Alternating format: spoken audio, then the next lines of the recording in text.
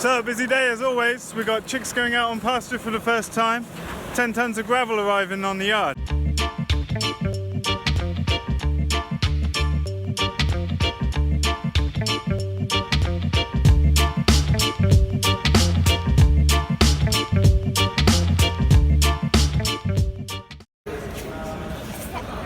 Something in English then, exactly the same back. Here's Gracie. I'm with Dad.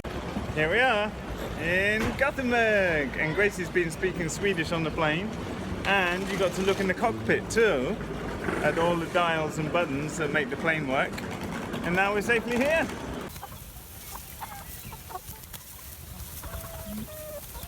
How are you, Ning Ning? We're watching the sprinklers water the garden, aren't we? Spin round. Water everywhere. We've been looking at the chickens, the layers, and we've been looking at the broilers, haven't we? Chickens everywhere. Yeah. Is there any spider webs? Maybe so. I don't know. Sleeping in the treehouse. Are you excited, Gracie? A bit. Look who's here. It's morning chore time, and Gracie's here. And we slept in this beautiful treehouse where you can see all the way down to the lake.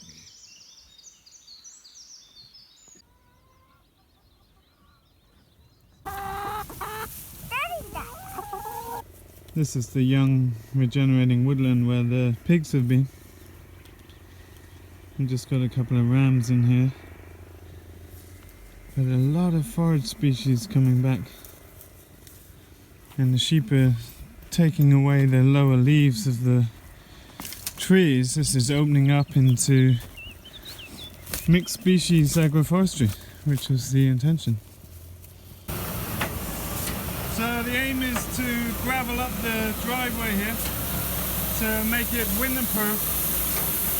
We're using 10 to 12 mil gravel, and we put fibre duct down after digging out about 10-12 centimetres deep.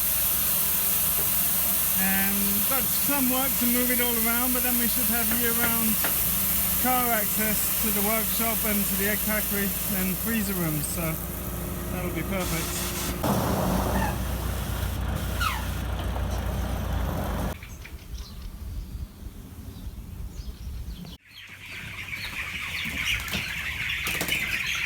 So, broilers on the way out to the field. So most of the chickens coming out. I've got an escaped chicken collecting the eggs. This is half the day's eggs at the moment. So 150, 160 at the moment, soon ramping up. This one needs to go back in.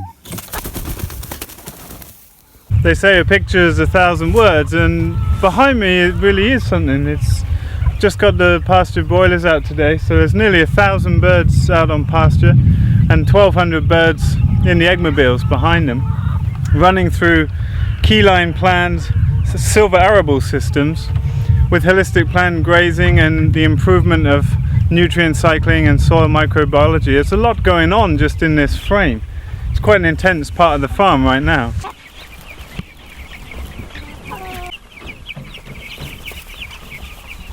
So the birds have come out on a lovely day. It's been 26 degrees or so, which is perfect weather for them to get acclimatized to being outdoors before the night comes. And something I've said in other videos many times is you need to adapt these pens for your specific time, place and circumstance.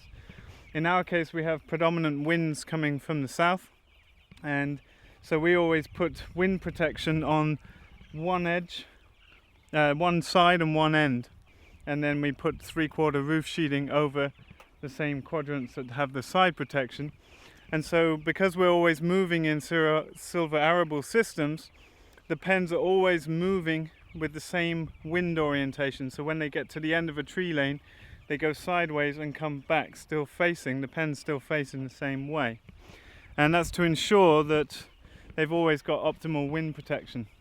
It looks like we're not going to have rain for quite a few more days still, so they're probably going to adjust perfectly to the outdoors. It's a very similar temperature to how it was in the brooder. You see the hens are taking shade behind the eggmobiles. We're now up at several hundred eggs a day, and this time next week I would imagine we'll have probably 800 eggs a day.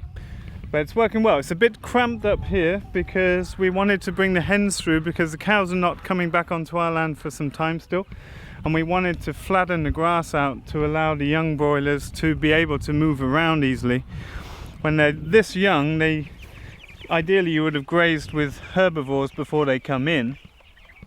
They wouldn't make it through the long grass. It's been a really quick onset of summer. We didn't really have spring here, and so in places the pasture's up to my knees already, and that's not so comfy for birds coming in at this age. When they get older, then they easily trample that down, and moving the pen itself will initiate the trampling of the grasses.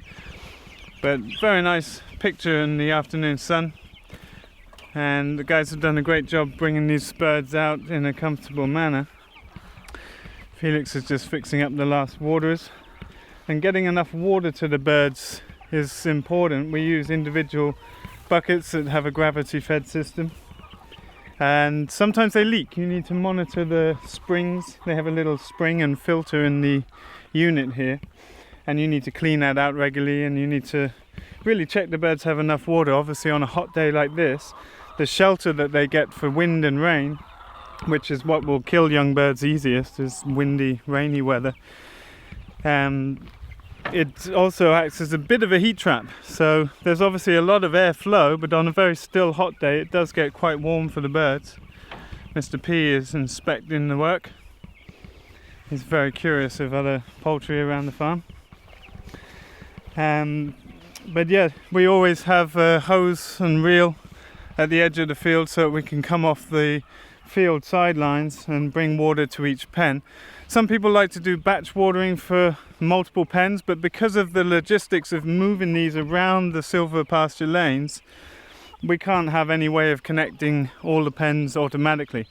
But the next batch of birds that arrive tomorrow, they will be going into the new roller pen that we trialed last year. If you remember that from those videos, we put these same pens but with angled roofing on wheels, and we could pull 1,000 birds in 4 of these shelters with total cover on the roof and electric fencing. So we're going to be trialing again that system this year to see if we really like it, because we tested it with older birds and we tested it with younger birds, but we never tested it the full way through with a whole batch of birds. I wouldn't normally have broilers coming in this close behind layers, as I said in the previous video, due to the risk of passing on parasites and things like that. But because it's such a new flock of hens, I'm not so concerned about that, and they've done a good job trampling the grass. One thing to be aware of is the high nitrogen load that you'll get from young birds, and on flattened grass that won't be assimilated into the topsoil so quickly, especially in this really dry weather, as it would do if the grass had been grazed. So ideally it would be perfect to come through and graze the land with livestock first, and then bring the broilers through and have the layers on a totally separate rotation. But due to logistics and the way we've planned this year, this is the strategy we're going for, and I don't see any reason for concern. I'm not worried about any disease transmission or anything like that. But tomorrow morning we're moving 2 of the eggmobiles, so these 2 will be out of here going much further down the field, and that will leave the way a bit cleared for the broilers to start their daily march. And we'll get some good drone footage over the next couple of weeks and see how the ground is responding. Just for reference, this is what the pasture looks like before my birthday this year. If you look back to videos a year ago, it was a very different story, and most of the grasses are coming into flower already, and it's a job to keep up with it with the lower amount of ruminants that we have. But we've got enough poultry here to take care of things, so we'll keep to our plan for now and adjust it if we see necessary later in the year. You can see previous videos about how we plan grazing and the plan for this year.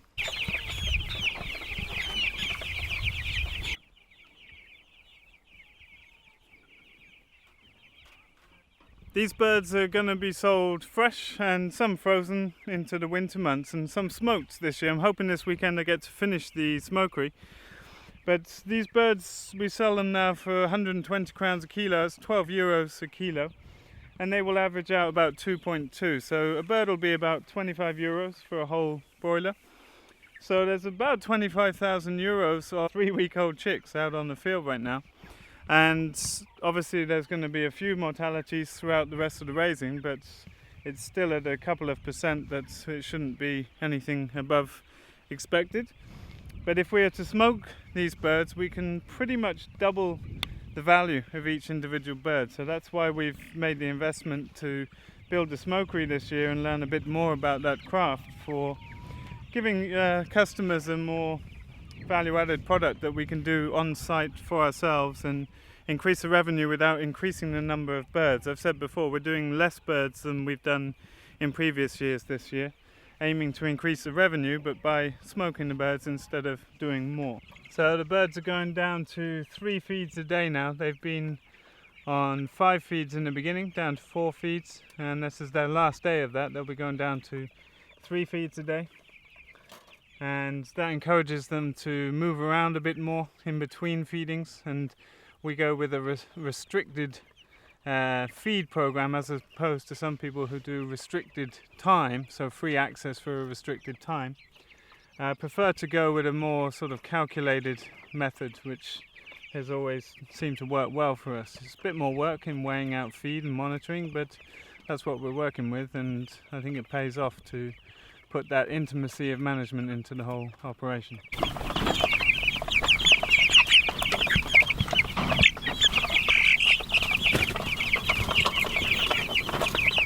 So the brooder is eerily quiet and all the birds are out enjoying the sunshine. So a bit of work to do in here before the new batch arrive. They come in about 4 o'clock tomorrow.